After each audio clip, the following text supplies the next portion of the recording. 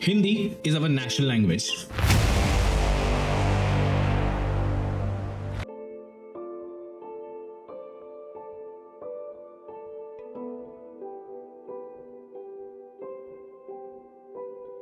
हिंदी हमारी राष्ट्रभाषा नहीं है, लेकिन उन 22 ऑफिशियल लैंग्वेजेस में से एक जरूर है।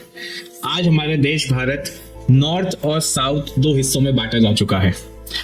साउथ यानी कि दक्षिण भारत और नॉर्थ यानी कि उत्तर भारत। इस वीडियो में हम जानेंगे कि कैसे साउथ इंडिया की डेवलपमेंट के अंदर नॉर्थ इंडिया का एक बहुत बड़ा रोल है। जब देश के विकास की बात होती है तो अक्सर ऐसा बोला जाता है कि भाई जो दक्षिण भारत है हमारा वो बहुत ज्यादा विकसित है, चाहे वो इंफ्रास्ट्रक्चर के ऊपर हो, चाहे वो मेडिकल के ऊपर हो, चाहे वो एजुकेशन के ऊपर हो, किसी चीज के ऊपर हो, उनका विकास बहुत ज्यादा है, वो बहुत आगे है हमसे। साउथ इंडियंस का भी हमेशा ये क्लेम रहता है कि भाई हमारा जो साउथ इंडिया है वो नॉर्थ इंडिया से काफी ज्यादा डेवलप्ड है, हम बहुत ज्यादा आगे चल रहे हैं, हमने ये कर लिया, हमने वो कर लिया, हमने ये अचीव कर लिया। नॉर्थ इंडिया में तो केवल मजदूर रहते हैं, यहाँ तो केवल भैया लोग रहते हैं, यहाँ तो केवल पानी पूरी बेचने वाले होते हैं। तो इस वीडियो में हम ये जानेंगे कि दक्षिण भारत यानी कि साउथ इंडिया के विकास में, उनके डेवलपमेंट में नॉर्थ इंडिया का कितना बड़ा रोल रहा है। आइए देखते हैं। सबसे पहला पॉइंट जो है मेरा वो ये है मजदूरी और काम, यानी कि उत्तर भारत के लोग दक्षिण के निर्माता।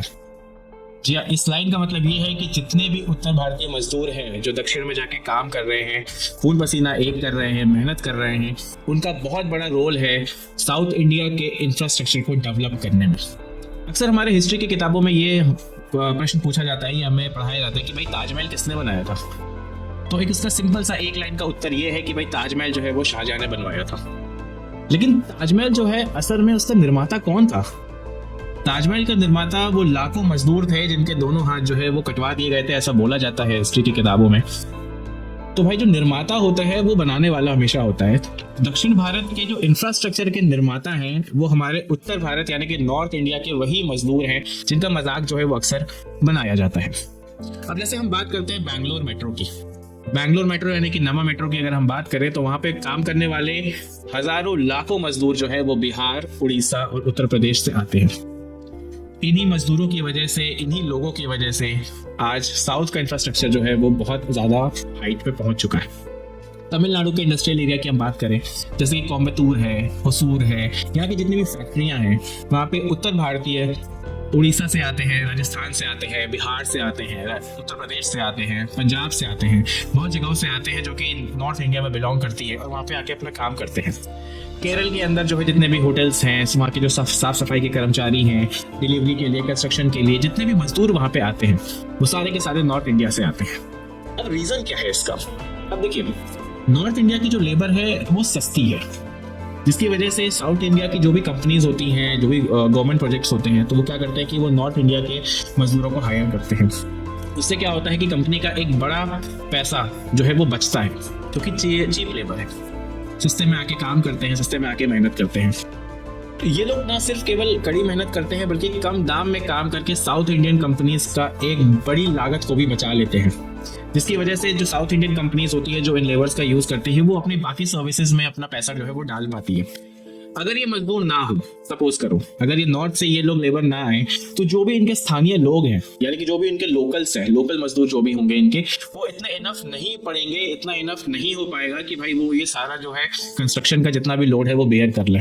इसीलिए नॉर्थ इंडिया से जो है चीप लेबर्स आते हैं, वहाँ पे काम करते हैं, कड़ी मेहनत करते हैं और साउथ को डेवलप करने में एक अपना बड़ा रोल निभाते हैं। नेक्स्ट टॉपिक है बड़ा बाजार, यानी कि उत्तर भारत के ग्राहक, दक्षिण भारत की कमाई।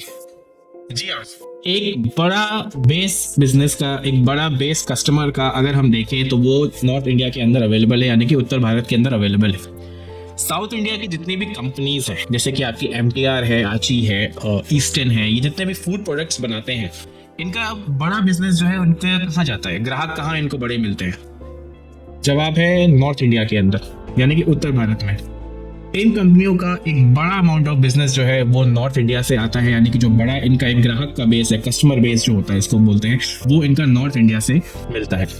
जैसे केविन केयर है आपका, केविन केयर है आपका, वी गार्ड है, अमृतांजन है, इस टाइप की जितनी भी साउथ इंडियन कंपनीज हैं, इनका भी जो है एक बड़ा कस्टमर बेस नॉर्थ इंडिया के अंदर है। प्रोडक्शन, मैन्युफैक्चरिंग सब कुछ जो है इनका साउथ इंडिया में हो रहा है, लेकिन जो कस्टमर्स हैं इनके, बड़े कस्टमर्स जो हैं इनके, वो नॉर्थ इंडिया में बैठे हुए हैं, जैसे कि उत्तर प्रदेश के अंदर बैठे हैं, बिहार में बैठे हैं, पंजाब में बैठे हैं, राजस्थान में बैठे हैं, इन सारी जगहों पे बैठे हुए हैं। तो अगर हम ये बोले कि साउथ का डेवलपमेंट, साउथ की इकोनॉमी, साउथ के रेवेन्यू में अगर बिजनेस के टर्म्स में हम बात करते हैं कि भाई कहाँ से एक बड़ा रेवेन्यू शेयर इनका आता है, तो वो नॉर्थ इंडिया से आता है, क्योंकि नॉर्थ इंडियंस जो है इनका एक बड़ा कस्टमर बेस बन चुके हैं। उसके बाद हम बात करते हैं फिल्म इंडस्ट्री की। मूवी चाहे तमिल में हो, मूवी चाहे तेलुगु में हो, मूवी चाहे कन्नड़ में हो, किसी भी साउथ इंडियन लैंग्वेज में अगर मूवी है तो वो हिंदी के अंदर डब होगी ही होगी। अब इसका रीजन क्या है भाई, क्यों आप हिंदी में डब करते हो? क्योंकि इनके प्रोड्यूसर्स को पता है कि एक large amount of customer base, यानी कि एक जो बड़ा कस्टमर जो है इनका जो बेस है वो नॉर्थ इंडिया में बैठा हुआ है, इसीलिए इन सारी मूवीज को हिंदी में डब कराई जाती है। मूवीज जैसे कि पुष्पा, RRR, कंतारा, ये सारी मूवीज जो है साउथ में बहुत चली, इसको हिंदी में डब किया गया, लेकिन जो इनका मैक्सिमम रेवेन्यू आया है वो इनको नॉर्थ इंडिया से ही मिला है जब ये सारी मूवीज हिंदी में डब हुई हैं। तो ये जो लैंग्वेज बैरियर एक चलता रहता है ना हिंदी को लेकर, तो हिंदी का हमेशा से जो है इंडिया के ऊपर एक बड़ा सिग्निफिकेंट रोल रहा है और हमेशा रहेगा। तो जो ये मूवीज का जो भी रेवेन्यू होता है ये साउथ से ज्यादा जो है नॉर्थ इंडिया से इनका रेवेन्यू आता है, क्योंकि वहां पे भी क्या है कि इनका जो कस्टमर बेस है वो ज्यादा रहता है। तो सीधा सीधा एक मतलब ये हो सकता है कि साउथ इंडिया की जो भी बड़ी बड़ी पिक्चरें हैं, जो भी बड़ी बड़ी मूवीज है, जैसे मैंने बताया अभी पुष्पा है, RRR है, कंतारा है, जितनी भी चीजें हैं, जितनी भी मूवीज हैं, ये एक हेवीली डिपेंडेंट है नॉर्थ इंडियन कस्टमर्स के ऊपर। इसी वजह से क्या करते हैं कि ये लोग इन सारी मूवीज को जो है हिंदी में डब करते हैं। वरना आप खुद ही सोचो यार, इतना हिंदी से प्रॉब्लम है, हिंदी से इतना दिक्कत है, ये है वो है, पोस्टर जलाए जा रहे हैं, ब्लैक पेंट किया जा रहा है, सब कुछ हो रहा है, लेकिन मूवी आप इतने करोड़ों की बना रहे हो, उसको आप हिंदी में ही डब कर दे रहे हो। क्यों कर रहे हो हिंदी में डब? सिंपल सी बात है, क्योंकि बड़ा कस्टमर बेस इनका जो है वो नॉर्थ इंडिया में बैठा हुआ है। जब वो हिंदी में मूवी को देखने जाएंगे तो ऑब्वियस सी बात है भाई, रेवेन्यू जनरेट होगा, और एक बड़ा अमाउंट ऑफ रेवेन्यू जो है वो नॉर्थ इंडिया से साउथ इंडिया की मूवीज को या साउथ इंडिया की जो भी मूवी इंडस्ट्री है उसको मिलता। अब तीसरा पॉइंट जो है मेरा वो है टैक्स एंड फंडिंग। अब देखिए होता क्या है, जो केंद्र सरकार होती है, सेंट्रल गवर्नमेंट होती है, वो हमसे क्या करती है, वो हमसे टैक्स लेती है, राइट? टैक्स लेती है, टैक्स कलेक्ट करती है, बजट बनता है, और उस टैक्स को क्या किया जाता है, सारे स्टेट्स में जो है वो बांट दिया जाता है। ये एक मैंने आपको लमसम सा मोटा मोटा सा बताया कि ऐसा होता है, राइट? अब क्या होता है कि जो नॉर्थ इंडिया है अपना, नॉर्थ इंडिया से एक अच्छा खासा अमाउंट जो है वो कलेक्शन का आता है। हम साउथ इंडियंस बोलते हैं कि भाई हम सबसे ज्यादा इनकम टैक्स देते हैं, हम सबसे ज्यादा ये करते हैं वो करते हैं। बिल्कुल आप सबसे ज्यादा इनकम टैक्स देते हो, मैं मानता हूँ इस चीज को। भाई नॉर्थ इंडिया में इनकम टैक्स जो है वो भले ही कम है, साउथ इंडियंस जो है वो इनकम टैक्स ज्यादा देते हैं, मानता हूं मैं, लेकिन नॉर्थ इंडिया में कंजम्पशन रेट बहुत ज्यादा है। कंजम्पशन रेट का मतलब है कि खपत बहुत ज्यादा है। रीजन ये है कि वहाँ की पॉपुलेशन बहुत ज्यादा है, तो जहाँ की पॉपुलेशन ज्यादा होती है वहाँ पे क्या है, कंजम्पशन ज्यादा होता है, और कंजम्पशन ज्यादा होता है तो वहाँ पे GST ज्यादा होता है। यानी कि जो भी नॉर्थ इंडियन स्टेट्स हैं उनका GST में रोल जो है वो इंडिया में काफी ज्यादा रहता है। एक अच्छा खासा अमाउंट जो है GST से, और बाकी इनकम टैक्स भी ऐसा नहीं कि नहीं देते, इनकम टैक्स भी बहुत अच्छे अमाउंट में दिया जाता है। तो ये सारे टैक्स को जब हम कलेक्ट करते हैं तो एक अच्छा खासा अमाउंट जो है वो नॉर्थ इंडिया से भी जनरेट होकर जो है वो सेंट्रल गवर्नमेंट के पास जाता है टैक्स के रूप में। तो सरकार क्या करती है कि इन टैक्स को जो कलेक्ट किया जाता है उसको सारे स्टेट्स में, नॉर्थ में भी है, साउथ में भी है, जो एज पर रिक्वायरमेंट जो है वो बांट देती है। तो हम ये बोलते हैं कि भाई साउथ इंडियंस जो है वो बहुत ज्यादा टैक्स देते हैं, मैं मानता हूँ इस बात को, लेकिन नॉर्थ इंडियंस भी जो है कम टैक्स नहीं देते हैं। उनका GST जो है वो ज्यादा रहता है, क्योंकि कंजम्पशन रेट ज्यादा है, पॉपुलेशन ज्यादा है, तो ऑब्वियसली बात है GST वहां से कलेक्शन जो है वो ज्यादा होता है, और इनकम टैक्स का भी एक अच्छा खासा जो है अमाउंट वो कलेक्ट होता है। तो सेंट्रल गवर्नमेंट क्या करती है भाई, साउथ इंडियन स्टेट्स में भी तो बांटती है। जैसे कि आपको स्मार्ट सिटी प्रोजेक्ट्स के लिए चाहिए, आपको इंफ्रास्ट्रक्चर के लिए चाहिए, आपको मेडिसिन या किसी मेडिकल इमरजेंसी के लिए चाहिए, या फिर आपको किसी भी अन्य पॉलिसी के लिए, अन्य स्कीम के लिए अगर आपको पैसा चाहिए, तो सेंट्रल गवर्नमेंट हमेशा उसी अमाउंट में से साउथ इंडिया को प्रोवाइड करती है। तो यही टैक्स का पैसा जो होता है वो फंड के रूप में जो है साउथ इंडियन स्टेट्स को जो है वो सेंट्रल गवर्नमेंट प्रोवाइड करती है, ताकि आप प्रोजेक्ट्स करो, अपने रेलवे बजट बनाओ, आप एजुकेशन स्कीम्स चलाओ, आप हेल्थ स्कीम्स चलाओ, तो ये सारा पैसा वहीं से आता है। चौथा टॉपिक है मेरा, रोजमर्रा का खाना उत्तर भारत की खेती पे निर्भर होता है। साउथ इंडिया के अंदर अगर मोस्टली देखें तो जैसे चावल हो गया, नारियल हो गया और मछलियाँ हो गई, इनका उत्पादन ज़्यादा किया जाता है, लेकिन हर तरह की फसल जो है वो साउथ इंडिया में नहीं होती है। जैसे कि गेहूं हो गया, प्याज हो गया, आलू हो गया, दाल हो गया, टमाटर हो गया, ये सारी चीज़ें जो है साउथ इंडियन स्टेट्स में नहीं हो पाती है। तो अगर आप ये समझो कि जो बैंगलोर और तमिलनाडु के साउथ मार्केट्स के अंदर जो आटा मिल रहा है वो कहीं ना कहीं जो है वो मध्य प्रदेश या उत्तर प्रदेश से आया हुआ होता है। महाराष्ट्र के अंदर जब प्याज की फसल खराब हो जाती है तो तमिलनाडु केरला के अंदर प्याज जो है वो 100 रुपए 150 रुपए किलो हो जाता है। और अरहर की दाल, मसूर की दाल, ये बहुत ज़्यादा अमाउंट में जो है वो साउथ इंडिया में नहीं हो पाती है। तो इसका कंजम्पशन कंप्लीट करने के लिए बिहार और उत्तर प्रदेश की हेल्प लेके उनसे जो है वो दाल साउथ इंडिया में भिजवाई जाती है।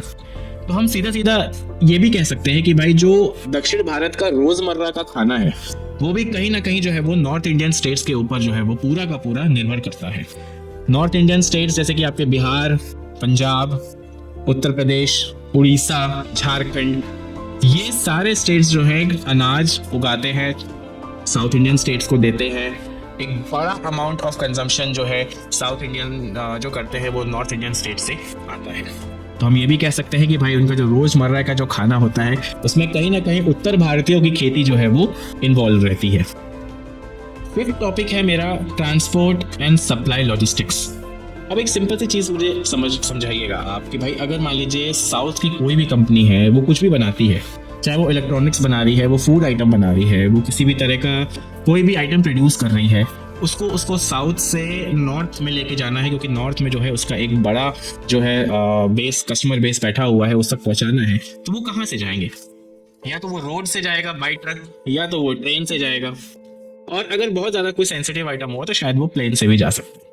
लेकिन मोस्टली क्या होता है कि अगर हमें केरला से यूपी तक लेके जाना है, कोई भी लॉजिस्टिक ट्रक लेके जाना है, तो उसको 3 दिन लगते हैं पहुंचने में। वो 3 दिनों में केरला से लेके उत्तर प्रदेश तक का जितना भी सफर होगा वो उत्तर भारत के रास्ते से ही तय करते हुए तो जाएगा। अगर इनकेस ऐसा हो जाए कि हम उत्तर भारत के जितने भी लॉजिस्टिक नेटवर्क है उसको हम बंद कर दें या उसको हम बिल्कुल रोक दें, तो क्या साउथ इंडियन कंपनीज जो बना रही है, मैन्युफैक्चर करना चाह रही है, क्या वो नॉर्थ इंडियन बेस तक पहुंच पाएगा? बिल्कुल नहीं पहुंच पाएगा। जिससे कि क्या होगा कि इन साउथ इंडियन कंपनीज का एक बड़ा नुकसान होगा। इनका कस्टमर बेस को इनका प्रोडक्ट नहीं मिलेगा, प्रोडक्ट नहीं मिलेगा तो रेवेन्यू नहीं जनरेट होगा, और रेवेन्यू नहीं जनरेट होगा तो कहीं ना कहीं कंपनी घाटे में चली जाएगी। अब एक सिंपल सा उदाहरण मैं आपको देता हूँ। MTR जो है वो नॉर्थ की एक बहुत जानी मानी कंपनी है, जो कि साउथ इंडियन डिशेस जो है उनको पैकेट फॉर्म में, यानी कि पैकेज फॉर्म में जो है बनाती है, बना के जो है उनको नॉर्थ इंडिया सप्लाई होता है। नॉर्थ इंडिया के बड़े बड़े मार्केट्स के अंदर, बड़े बड़े बिग बाजार्स के अंदर आप कह सकते हो कि ये सारी चीज़ें मिलती हैं। तो ये पहुंचती कहाँ से हैं? ये सारी चीज़ें ये पहुंचती हैं लॉजिस्टिक नेटवर्क से। लॉजिस्टिक नेटवर्क का मतलब क्या होता है कि किसी भी सामान को एक जगह से दूसरी जगह पे लेके जाना bye means of any transport, चाहे आप उसको ट्रक के थ्रू लेके जा रहे हो, चाहे आप उसको रेल के थ्रू लेके जा रहे हो, या कैसे भी आप उसको लेके जा रहे हो, that is the logistic network. अगर यही लॉजिस्टिक नेटवर्क हम कहीं ना कहीं बंद कर दें, कम कर दें या बिल्कुल हटा ही दें यहाँ से, तो कोई भी सामान आदान प्रदान यहाँ पे नहीं हो पाएगा। इसका मतलब है कि बिजनेस की एक बड़ी रूट जो है वो वहीं पे खत्म हो चुकी होगी। अब नेक्स्ट टॉपिक यानी कि 6वां टॉपिक है मेरा उत्तर भारतीय छात्र और मरीज, साउथ की सर्विस की बड़ी कमाई। देखिए, south India no doubt medical के मामले में, एजुकेशन के मामले में, इंफ्रास्ट्रक्चर के मामले में बहुत अच्छा है। हम बिल्कुल मानते हैं इस चीज़ को। एजुकेशन बहुत अच्छी है, मेडिकल सर्विसेज बहुत अच्छी हैं, इंफ्रास्ट्रक्चर बहुत अच्छे हैं, एग्री। इसीलिए एक बड़ा अमाउंट ऑफ स्टूडेंट्स और एक बड़े अमाउंट ऑफ पेशेंट्स जो है वो साउथ इंडिया हमेशा जाते हैं अपने ट्रीटमेंट के लिए, अपने पढ़ाई करने के लिए। जैसे कि CMC वेल्लोर हो गया, मणिपाल हॉस्पिटल हो गया, बैंगलोर का अपोलो हो गया, या फिर नारायण हेल्थ हो गया। ये सारे जितने भी हेल्थ सेंटर्स हैं, इसमें नॉर्थ से भी काफ़ी ज़्यादा मरीज जो है वो अपना इलाज करवाने जाते हैं, जिससे क्या होता है कि इन हॉस्पिटल्स को अच्छा खासा रेवेन्यू जनरेट होता है। नो डाउट मेडिकल फैसिलिटी मिलती है उसके बदले में, और उसके बदले में उनका रेवेन्यू भी जनरेट होता है। अब जैसे मणिपाल यूनिवर्सिटी है, SRM है, VIT है, उसके बाद क्राइस्ट यूनिवर्सिटी है, ये सारे जो है आपके स्कूल्स एंड कॉलेजेस जो है, यहाँ से हज़ारों नॉर्थ इंडियन बच्चे जो है हर साल पढ़ने के लिए साउथ में जाते हैं। जिससे कि क्या होता है, ना फिर कॉलेज की कमाई होती है, कॉलेज के साथ साथ जो है आसपास के हॉस्टल्स हो गए, टैक्सीज हो गई, होटल्स हो गए, लोकल वेंडर्स हो गए, इनकी भी कमाई होती है। अब सिंपल सी बात यह है कि लोग कहेंगे कि भाई जब सर्विस दे रहे हैं तो उसके बदले हम रेवेन्यू तो लेंगे। तो सेम चीज़ तो फिर भाई जब नॉर्थ इंडियन साउथ में काम करने जाते हैं तो वहाँ पे भी यही चीज़ तो करते हैं भाई लोग बोलते हैं बैंगलोर से कि यार हमारे यहाँ आ जाते हैं, हमारे यहाँ काम करते हैं, हमारे यहाँ चले आते हैं नौकरी करने के लिए, इनके यहाँ ये नहीं है वो नहीं है। भाई वो वहाँ आते हैं, अपनी सर्विस प्रोवाइड करते हैं, उसके बदले अपनी वो सैलरी ले लेते हैं। तो इसमें बोलने वाली बात तो कुछ हुई नहीं।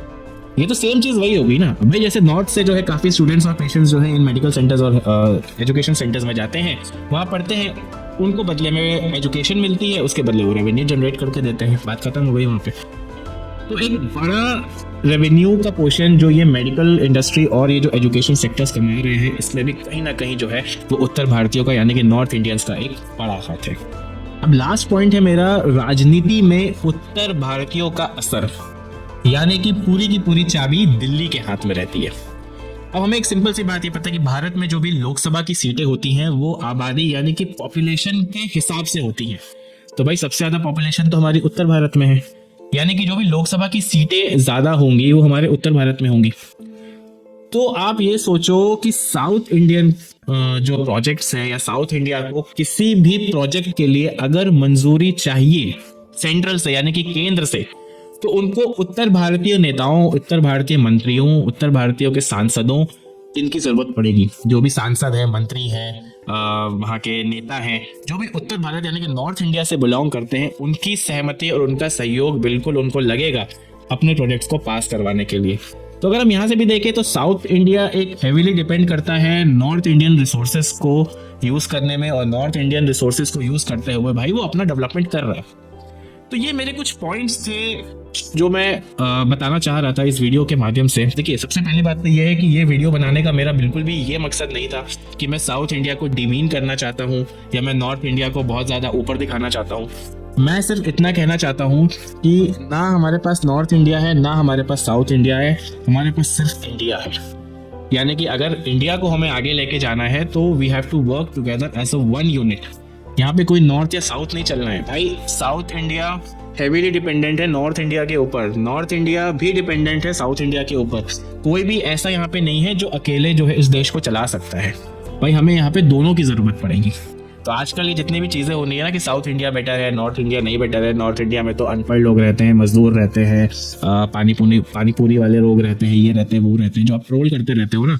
भाई साउथ इंडिया हेवीली डिपेंडेंट है नॉर्थ इंडिया के ऊपर। मैंने 7 पॉइंट्स के अंदर आपको ये चीज़ समझा दी है। तो मुझे ऐसा लगता है कि ये नॉर्थ साउथ का जो झगड़ा है, ये झगड़ा ना करते हुए हमें एज अ वन यूनिट काम करना चाहिए, हमें आगे बढ़ना चाहिए। क्योंकि इंडिया को जब भी हम रिप्रेजेंट करेंगे तो वो एक इंडिया ही रहेगा। वो ऐसा नहीं होगा कि कोई बोलेगा कि भाई नॉर्थ इंडिया बहुत आगे निकल रहा है इंडिया के अंदर या साउथ इंडिया बहुत आगे निकल रहा है, ऐसा कुछ नहीं है। हम एक यूनिट हैं, हम एक हैं, हम सब एक हैं, तो हमें एक तरीके से इस पर काम करना चाहिए। अगर आपको वीडियो पसंद आया है तो इस वीडियो को लाइक करें, शेयर करें और इस चैनल को सब्सक्राइब कर लें ऐसे वीडियोस और देखने के लिए। कमेंट्स में आप मुझे ये भी बता सकते हैं कि नेक्स्ट टॉपिक मैं किस पे बनाऊं, अगला वीडियो आप किस टॉपिक पे देखना चाहते हैं। कमेंट्स करके मुझे ये भी जरूर बताइएगा। Thank you. जय हिंद।